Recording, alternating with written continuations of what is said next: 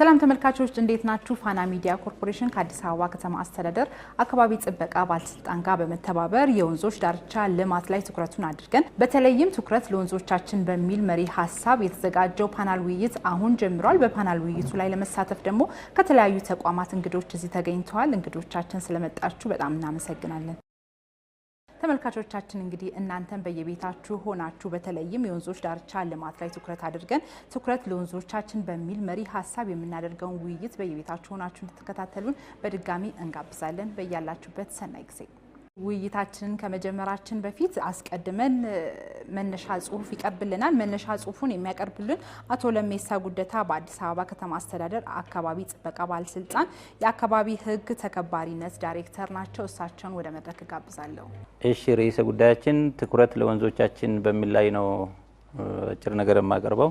በአዲስ አበባ ሲናይ እንግዲህ የወንዞች ብክለት ምንጩ የሰው ቁጥር መጨመር ነው፣ የመኖሪያ ቤቶች መስፋፋት ነው፣ የከተማ ማደግ ነው፣ የኢንዱስትሪ መስፋፋት ነው፣ የአገልግሎት ሰጪ ተቋማት መስፋፋት ነው ብለን ካል ወደ 65 በመቶ የሚሆኑ ኢንዱስትሪዎች በአዲስ አበባ ይገኛሉ ተብሎ ይገመታል። በኢትዮጵያ ውስጥ ካሉት 65 በመቶ የሚሆኑ ኢንዱስትሪዎች በአዲስ አበባ ውስጥ ይኖራሉ። ከዛ ውስጥ ኦልሞስት ወደ 90% የሚሆኑ ኢንዱስትሪዎች ፍሳሽ ያላቸው ፍሳሻቸውን በአግባቡ አይደለም፣ በስታንዳርድ መሰረት አይደለም የሚያስወግዱ። አውትሌቱ መጨረሻው ዲስቲኔሽኑ ወንዝ ነው የሚሆነው ማለት ነውና ቀጥታ ወደ ወንዝ የመሄድ ችግሮች አሉ። ይሄ ደግሞ ለሀገሪቱ ያለው የቱሪዝም ስበትን ይቀንሳል ነው። ይሄ በጥናት የተረጋገጠ ነው። ያ ብቻ አይደለም፣ ኬሚካሎች ጭምራሉ። ኬሚካሎች ከኢንዱስትሪዎች የሚወጡ በተለይ አሉ። ተዋሲያን ብለን ደግሞ የምንለው ከሰው ሽንት ቤት ጋር ሽንት ቤቶቻችንን ቀጥታ ወደ አውትሌታችን ወንዝ ሲሆን እነዚህ ተላላፊ በሽታዎችን ሊያመጡ የሚችሉ ከመድኃኒት ጋር የተላመዱ አይነት ማይክሮ ኦርጋኒዝምን ይዞ የሚሄድ ይሆናል ማለት ነው። ስለዚህ ወንዝ ተበከለ የምንለው ወንዝ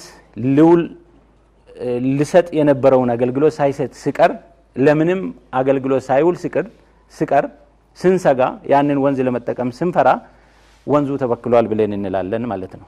አሁን በኢትዮጵያ በተካሄደው ጥናት ለምሳሌ በአዲስ አበባ ወደ 66.6 ሚሊዮን ዶላር ወንዞቻችን ንጹህ ስላልሆኑ ልናገኝ የነበረውን ጥቅም ወይንም ደግሞ የተበከሉ ወንዞች በሚያመጡት የጤና ችግር ምክንያት ይሄን ያክል ዶላር በየአመቱ እናጣለን። በሐዋሳ 2.8 በባህር ዳር 2.5 የሚሉ ጥናቶች ተጠንቷል ማለት ነው። በየአመቱ ይሄን ያክል ሚሊዮን ዶላር እንደምናጣ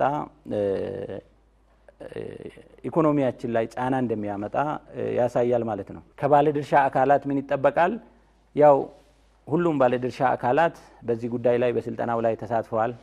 ሁሉን ነገር የግንዛቤ መስጠት ስራው ከከተማ እስከ ብሎክ ድረስ ግንዛቤ የተሰጠው የድርጊትና የአስተሳሰብ ለውጥ እንዲመጣ ነው። ሰዎች ሲያደርጉ የነበሩት ትክክለኛ ያልሆነ የፍሳሽ ቆሻሻ አወጋገድ ስርዓታችንን እንድናስተካክል ሰዎች የአስተሳሰብና የድርጊት ለውጥ እንዲያመጡ በንቅናቄው ወቅት እነዚህን ነገሮች ኢንዲቴል ያወቀ ላላወቁ እንዲያሳውቅ ሊረዱ የሚችሉ ድርጅቶች በእውቀት ሊረዱ የሚችሉ የትምህርት ተቋማት ዩኒቨርሲቲዎች በጥናት ትክክለኛ የሶሉሽን ሊሆን የሚችለው ፐርማነንትሊ ይሄን ችግር ሊያስቀር የሚችለው የሚለውን ጥናቶች እያካሄዱ እንዲያመጡ ገንዘብ ያላቸው ባለሀብቶች ደግሞ በገንዘባቸው እንዲያግዙ ከፍተኛ የጤና ችግር ያመጣል ብለናል። ወንዞች ሲበከሉ አንደኛው ኬሚካሎች ወደ ወንዞች ሲገቡ የሄቪ ሜታል ኢምፓክቶች በሰው ልጆች ላይ ይመጣሉ ነው። የምንመገባቸው ምግቦች ሁሉ እንድንፈራ ያደርገናል ነው። ሁለተኛው ደግሞ ከመድኃኒት ጋር የተላመዱ ተዋሲያን መልሶ በተለያየ መንገድ ወደኛ ተመልሶ ሊመጡ ስለሚችሉ በምንመገበው በምንጠጣው ነገር ሊመጡ ስለሚችሉ እነዚህን ነገሮች እንደ ቀላልና ተራ ነገር ሳናይ እንድናስቆም የሚል ነው። ጨርሻለሁ። አመሰግናለሁ።